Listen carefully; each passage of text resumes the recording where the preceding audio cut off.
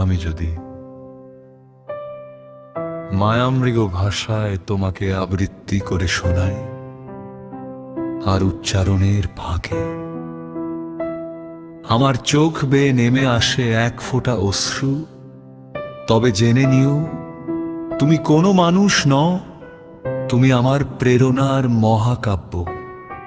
কিন্তু যদি সেই অশ্রু গাল ছুঁয়ে না নামে, নিঃশব্দে হৃদয়ের গভীরে ঝরে, তবে তুমি আমার বিশুদ্ধতম প্রেম, যার কোনো সংজ্ঞা নেই, আছে শুধু অনুভব।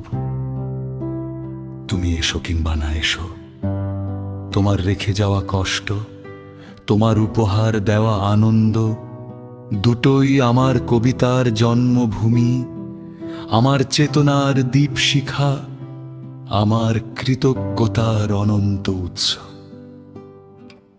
তোমার অনুপস্থিতিও আমার ভেতরে ঋতু বদলে দেয়, উদিচ্য বাতাসের মতো এক অনামা শিহরণ বয়ে যায়। সেখানেই শব্দের জন্ম, সেখানেই কবিতার উৎসব।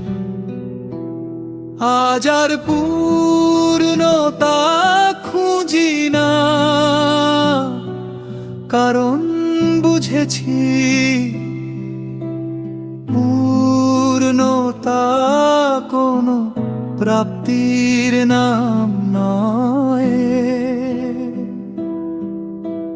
পূর্ণতা হলো ভালোবাসাকে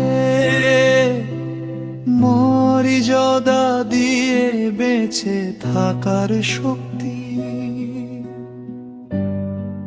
তাই এই বিরহ আমার অভিশাপ নয়, আমার ইবাদত। এই অপেক্ষা আমার পরাজয় নয়, আমার আত্মার সাধনা।